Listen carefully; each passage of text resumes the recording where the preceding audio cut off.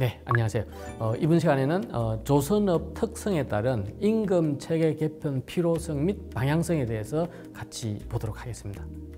조선업은요, 크게 이제 고용 행태가 상용공과 임시공으로 구성이 됩니다.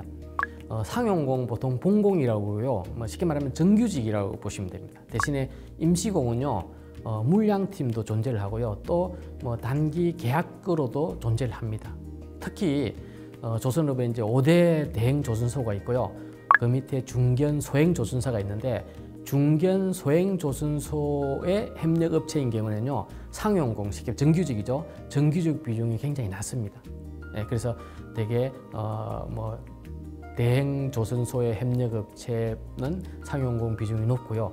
소행 조선소로 가면 갈수록 상용공 비중이 낮다. 이게 또 특징입니다. 그리고 이 협력업체에 있는 인력들, 상용공이든 임시공이든 간에요, 임금 체계가 연공급, 호봉제 등등 있잖아요, 그죠? 근데 연공급이나 호봉제는 일정 기간이 지나면 임금이 올라가는 거죠. 공무원들은 대부분 호봉이 올라가고 1년에 얼마씩 올라가잖아요, 그죠? 이런데 이 조선업은요, 나이 또는 근무 연한 이런 거 관계없이요, 현재 그 사람의 어느 정도 일의 기량이라고 표현을 많이 합니다. 기량에 따라서요, 임금이 결정되고요. 또 시장에서 어떤 직무는 인력 공급이 굉장히 부족하면요, 또 그 인력 수급 상황에 따라 인력이 올라갑니다. 그래서 아직 체계적인 직무급 행태는 아니지만은 알게 모르게 직무급 행태로 존재를 합니다.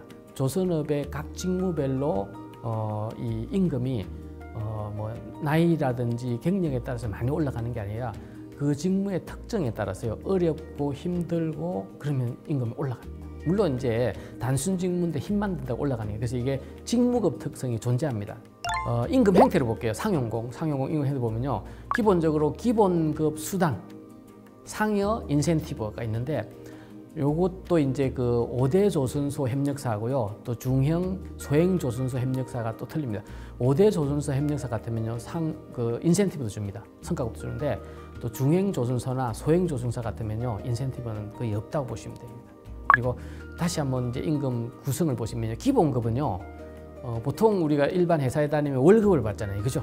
또 연봉을 받고 이런데, 실제로는 조선업은요, 시급이 많습니다. 그러니까 1시간당 11,000원, 1시간당 좀 경력이 있고 또 힘든 일 같으면 15,000원, 이렇게 시간으로 계산합니다. 그래서 일한 시간만큼 곱해가지고요, 월급 지급할 때 줍니다. 그래서 기본적으로 시급이 되게 많습니다. 그리고 조금 이제 상용공들 중에서 이제 좀 실제로는 이제 이탈이 좀 적을성 있는 직무는요, 1급이 많고, 그 다음에 소장이나 총무나 직반장 이런 분들은 되게 월급제로 운영을 많이 합니다. 그래서 기본적으로 임금 구성 행태 중에 첫 번째가 기본급입니다. 기본급, 요거는 시급이 많다. 요게 이제 특징입니다. 두 번째가 수당인데요.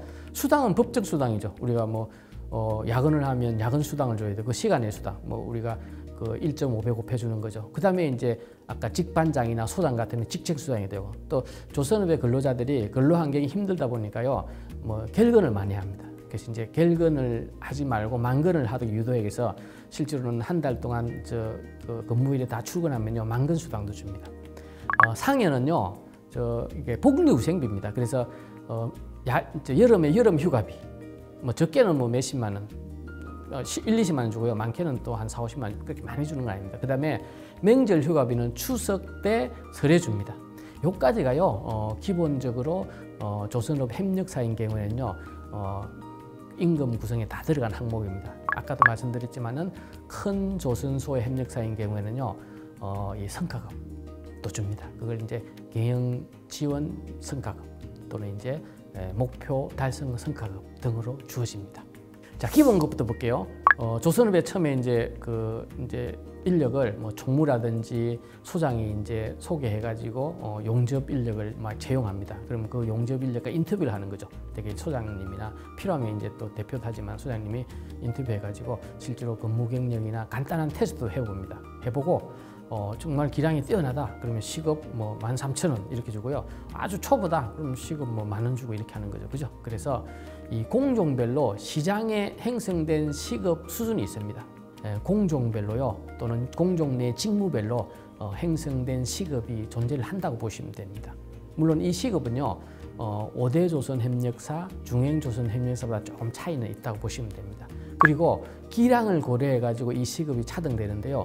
구체적으로 제도가 설계되어 있지는 못합니다. 이걸 이제 소장이나 직반장이 인터뷰를 통해 경험적으로 판단합니다. 그리고 채용 과정에서요, 뭐 간단한 테스트도 해봅니다. 가거 경력을 고려해 가지고 뭐 용접해서 뭐 시급 13,000원 이렇게 정하는 거죠. 그렇게 해서 채용이 됩니다. 그래서 채용 후에 몇 주 또는 1, 2개월 안에요, 최종적으로 이제 그 사람의 기량에 따라서 임금이 결정됩니다. 기본적으로 공종 직무별로요, 이 시급 차는 분명히 존재합니다. 개인별로 거의 다 존재합니다. 하는데 그 구체적 근거가 없다. 이것도 이제 우리 임금 체계 개편의 주요한 과제 중에 하나다. 이렇게 설명을 드리겠습니다. 기본적으로 우리가 이제 임금 체계를 개편하려고 그러면요, 직무 평가를 통한 체계적 직무급 체계를 마련해야 됩니다. 그래서 조선업에 여러 공종별로 직무가 있습니다. 뭐 용접, 선행, 용접, 훈행, 뭐 도장, 뭐 사상, 뭐 지부, 뭐 배제 등이 있거든요. 이 직무마다 직무 평가를 통해 가지고요, 어떤 직무가 직무급이 높아야 되는지 이런 이제 시스템을 만들어야 된다는 거죠. 또 숙련 수준, 어떤 분은 굉장히 고기량입니다. 그리고 짧은 시간 내에 자기가 할 수 있는 용접도 굉장히 많고요. 또 용접한 그 품질도 굉장히 좋아요. 숙련이 굉장히 높아요. 뭐 이런 분들에 대해서 임금을 더 줘야 되잖아요, 그죠? 그리고 두 가지 과제가 생깁니다. 하나는 직무별로 임금 체계를 만드는 직무급 체계 마련이 필요하고요. 또 한 가지는 개인별로 숙련을 진단해 가지고요, 그 숙련에 따른 임금 체계를 마련하는 게 필요합니다.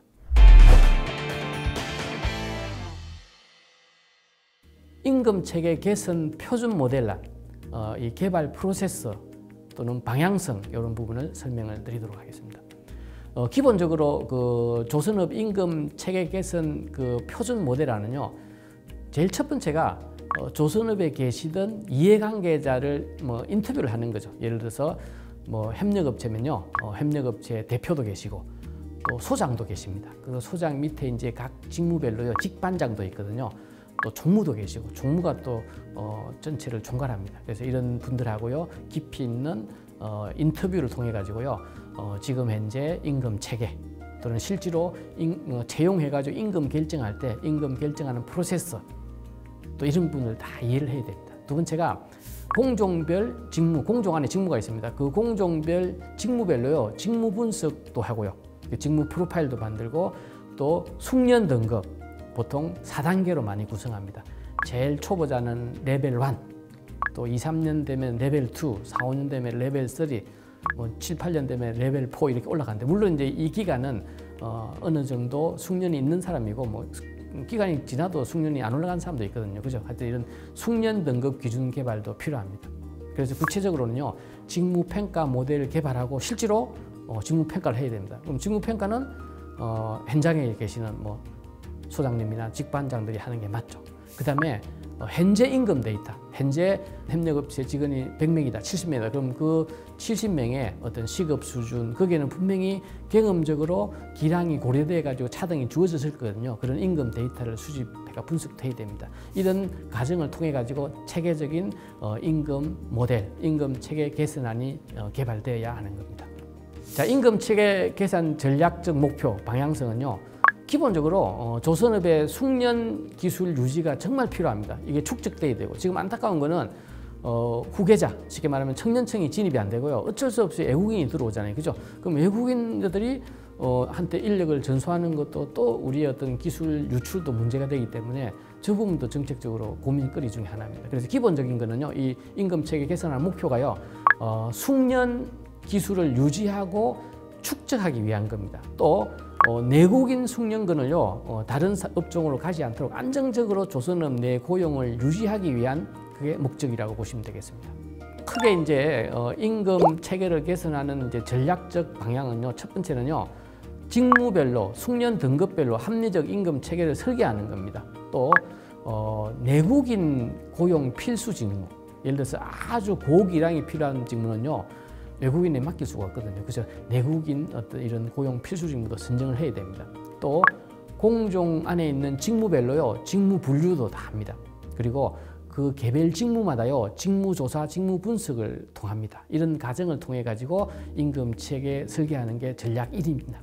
전략 2는요 숙련 기술의 축적, 유지, 전수를 위한 체계를 마련도 필요합니다. 그래서 크게 이제 두 가지의 어떤 임금 체계 모형을 제안을 드리는데, 첫 번째는 안정 성장형. 저 부분은 직무 등급별로 만들고요. 그 직무 등급 안에서 숙련 차등을 해가지고 임금을 지급하는 겁니다. 그래서 지금 현재 있는 지금은 약간 주먹구구식이지만 지금 현재 조선업의 임금 체계를요 조금 더 체계화시키고 업그레이드하는 것을 안정 성장형이다, 이렇게 설명을 드립니다. 두 번째는 변동 대응형인데요. 저 부분은 조금 이제 새로운 임금 체계인데, 아까 고숙련자 레벨 4는 이제 굉장히 위에 있는 겁니다. 지도도 가능하고 문제 해결도 가능하고 뭐 여러 가지 정말 그 직무에서는요 이제 제일 상위에 있는 레벨입니다. 레벨 4, 레벨 3 등급에요 숙련 수당을 주는 겁니다. 그러니까 아까 직무별로 숙련 등급이 레벨 1, 레벨 2, 레벨 3, 레벨 4 이렇게 상향된다고 그랬잖아요. 그죠? 그러면 레벨 4와 레벨 3에 대해서는요 기존의 임금에 플러스 해가지고 숙련 역할 수당을 추가로 주는 겁니다. 이게 이제 변동 대응형. 그리고 이제 추가로 주다 보니까 어떤 직무에는 레벨 4까지 가고 어떤 직무는 좀 단순 직무는 레벨 3밖에 안 가는 경우도 있거든요. 사상 같은 거. 그리고 또 레벨 3, 레벨 4에 몇 명 정도의 코트를 줘가지고 수당을 줄지, 이런 것도 이제 정책적으로 판단을 해야 됩니다. 전략 3은요, 청년청 등 내국인 고용을 촉진하는 것도 필요합니다. 그리고 임금 체계 개선하는 목표 중에서도 중요한 게 청년청을 조선업으로 고용으로 끌어들이는 것도 굉장히 중요하거든요. 그죠? 그래서 내국인 초임공, 청년청이 조선업에 들어왔어요. 그러면 나름대로 기량 육성 수당 같은 걸 주문을 통해 가지고요 실제로는 이제 청년청을 유입하는 거죠. 왜냐하면 이 최저임금이 있기 때문에요 우리 청년청이나 외국인 초임공이나 임금을 똑같고 하니까 오히려 외국인이 더 많이 받는 게 역선택이 생깁니다. 그래서 이제 우리 내국인 청년청이 나가버리거든요. 그죠? 그걸 막기 위해서는 내국인 특수 직무에 대해서 초임공에 대해서요 기량 육성 수당을 지급하는 거, 이런 것도 정책적으로 필요합니다. 자, 이제 크게 보시면 임금 체계 개선을요 직무 중심형 직무급 임금 체계, 또 숙련 중심형 숙련급 임금 체계, 이렇게 크게 이제 아주 기본적인 모델을 만들어 볼 수 있습니다. 직무 중심형 직무급은요 개별 직무마다 직무 평가를 해가 임금을 정하는 거고요. 숙련 중심의 숙련급은요 우리 근로자, 기능자의 숙련을 체크해가지고 숙련 올라가면 임금을 많이 주는 거죠. 이런 부분을 이제 하이브리드 복합해가지고 임금 체계를 설계를 하고자 합니다. 자, 하이브리드 설정 방식은요 여러 가지 대내외 환경 또는 현재 임금 체계, 그죠? 왜냐하면 현재 임금을 얼마 주고 있는데 이런 새로운 임금 제도가 그 임금을 급격히 상승시키면요 또 실제로 기업의 어떤 재정적 부담이 되고 유지가 안 되거든요. 그래서 현재 임금 체계도 고려해야 되고요. 또 아까 조선업 이해관계자, 원청 또는 협력업체의 대표 또는 직반장 등 다양한 의견을 수립하는 게 필요합니다. 그리고 이렇게 임금 체계 개선하는 목표나 전략은요 다시 한번 정리하면요 기본급 중심, 쉽게 말하면 직무급 중심의 임금 체계를 설계한다. 아까 공종별로 직무별로 임금 차이는 시장 임금에 따라서 직무급은 존재를 하지만 아직 체계가 없다고 그랬습니다. 그래서 체계적인 직무급 체계를 설계할 필요가 있고요. 또 각 직무별로요 기량 등급에 따른 임금 차등이 필요합니다. 그다음에 숙련공의 고용 안정, 숙련공이니까 레벨 3나 레벨 4인데 이분들을 계속 리텐션 하기 위해서는 레벨 3, 레벨 4는 얼마만큼 차등 임금을 지급해야 되는지, 또 타 산업 대비 조선업의 기능공의 인력이 경쟁력이 있는지, 그죠? 지금 현재 보면 초임공인 경우에는 작업이 편한 편의점이나 택배 알바로 가는 게 더 나을 수도 있다고 또 설명이 되잖아요. 그죠? 그런 거 대비해가지고 임금 경쟁력이 있는지 없는지, 또 내국인 인력 수급이 현재 이 임금 수준으로 가능한지, 이런 여러 가지 상황을 체크해가지고 임금 체계 개선이 이루어져야 합니다.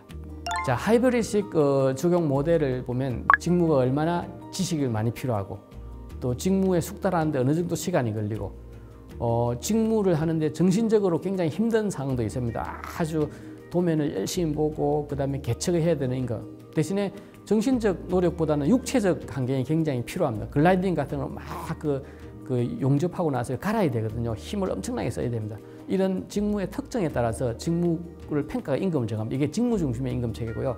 아까 직능 중심의 임금 체계는 개인의 수행 능력에 따라서 기량이 좋은 사람, 예를 들어 용접을 하는데도요. 1시간에 뭐 1m를 하는 사람이 있는가 하면 1시간에 2m를 하는 사람도 있거든요. 그럼 분명히 2m 하는 사람한테 능력이 뛰어나니까 더 많이 줘도 돼요. 이게 이제 직능 중심의 두 가지 큰 기본 모델이 있습니다. 직무 중심, 직능 중심. 저 직무 중심, 직능 중심의 어떤 장단점은요. 직무 중심은요. 같은 직이라도 뭐 우리가 보통 조직에 들어가면 뭐 직급도 있고 직위가 있잖아요. 직무에 따라서 임금이 틀립니다. 서양 기업들은 대부분 직무 중심이, 우리는 아직도 직위 중심이 많죠. 그다음에 시장에서요. 그 직무하는 사람은 우리 기업에서 뭐 시급 13,000원을 받는데 시장에 가도 13,000원을 받아. 이게 일치하는 거죠. 이런 게 이제 직무 중심의 임금 체계의 어떤 장점이다. 반면에 직무 중심의 임금 체계는요. 단점 뭐냐면요. 이 직무 가치를요. 근무 환경이 바뀌면 좀 바꿔야 됩니다. 만약에 아주 훌륭한 모르겠습니다만 용접 그 기기가 나왔다. 그럼 용접이 좀 빨라지잖아요. 그죠? 그러면 그만큼 이제 용접에 대한 직무 가치는 좀 떨어질 수 있죠. 예를 들어서 그래서 직무 가치 평가하는 상황이 바뀌면요. 직무 값이 바뀝니다. 그래서 이거는 뭐 최소한 2년, 3년마다 직무를 재평가해야 될 상황이 생긴다는 거죠. 직능 중심에는요. 보통 일반적으로 보면 경험이 올라가면 평균적으로는 직능이 올라갈 거 아니에요. 그죠? 근데 물론 개인차는 있는 거죠. 어떤 사람은 6개월 됐는데 뭐 3년 차만큼 할 수도 있는 거고요. 그래서 실제로는 직능 중심은 이론적으로 보면요. 직능을 체크하고 임금을 준다. 맞는 거죠. 그런데 직능을 체크할 수 있는 기술이나 객관적인 게 좀 덜 준비가 되면요. 그냥 피라미드형 또는 연공 중심의 임금으로 전환될 가능성도 있습니다. 그래서 이론적으로 보면 직무 중심의 임금과 직능 중심의 임금인데 이거 두 개를요. 융합해가지고 만드는 모델이 하이브리드형 모델이다. 이렇게 보시면 되겠습니다. 구체적으로 이제 큰 임금의 기본 이론은요. 직무 중심, 직능 중심입니다. 요걸 이제 묶는 거죠. 묶어가지고 조선업 임금 체계 개선 모델을 제시하면요. 첫 번째는 안정성장형은요. 직무급 중심에다가 그 직능급을 좀 넣는 겁니다. 그리고 지금 현재 좀 약간 주무구구식으로 결정할 수 있는 임금에 가까운 형태다. 이렇게 보시면 되고요. 변동 대응형은요. 추가 수당을 주는 겁니다. 특히 숙련이 높은 L4, 레벨 4, 레벨 3에다가 추가 수당을 주는 겁니다. 그러니까 수당이 조금 더 나가니까 임금 지원이 조금 더 필요할 수도 있습니다. 크게 임금 그 체계 개선 제한 모델은요. 안정성장형과 변동 대응형 두 가지가 있다. 이렇게 설명을 드리게 되면 조금 자세히 보도록 하겠습니다. 1안 안정성장형이죠. 여기 보시면 아까 기본적으로 그 임금 구조는요. 협력업체, 기능업 임금은 직무급과 재수당으로 구성되어 있고요. 물론 뭐 인센티브도 있지만 그거는 제외하고요. 직무급과 재수당으로 구성되어 있습니다. 재수당은 제외합니다. 저거는 시간의 근무수당, 뭐 여름 휴가비, 뭐 어떤 그 협력업체는 원청에서 학자금도 주는 경우도 있습니다. 물론 뭐 금액은 좀 제한하지만 그래서 수당은 이번 그 설명은 제한하고요. 기본 체계인 기본급에 드는 기본급을 직무급과 직능 가급으로 구분합니다. 직무급은 직무 평가에 따라서요. 직무별로 이제 임금 가치가 나옵니다. 그렇게 결정하는 거고 직능급은요. 개인의 어떤 숙련 등급을 구분해 가지고 그 기능직의 숙련 등급이 레벨 4냐, 레벨 3냐, 레벨 2냐, 레벨 1이냐에 따라서요. 기본급에 추가를 해줍니다. 이거를 갖다가 하이브리드형 직무급 또는 안정성장형이다. 이렇게 설명드릴 수가 있겠습니다. 두 번째는요. 이 기본급은 그냥 직무로 구성됩니다. 직무로 구성되고 재수당이요. 법정수당, 기타 수당에다가 숙련 역할 수당을 추가하는 겁니다. 추가하다 보니까 임금 지원이 조금 더 필요합니다. 이걸 갖다가 직무급 플러스 수당형 직능급으로 구성합니다. 그래서 이제 조선업 임금 체계는요. 안정성장형과 변동대응형을 구성하고 이 안정성장형과 변동대응에서 기본 그 구성 모델을 설명을 드리도록 하겠습니다.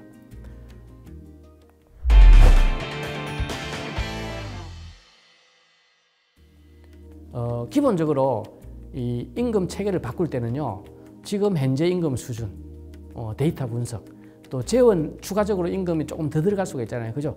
재원 확보가 가능한지 이런 여러 가지 여건을 고려해 가지고요, 일환인지 예환인지 이런 것들을 이제 원청이나 협력사가 협의해 가지고 선정하는 게 효과적입니다.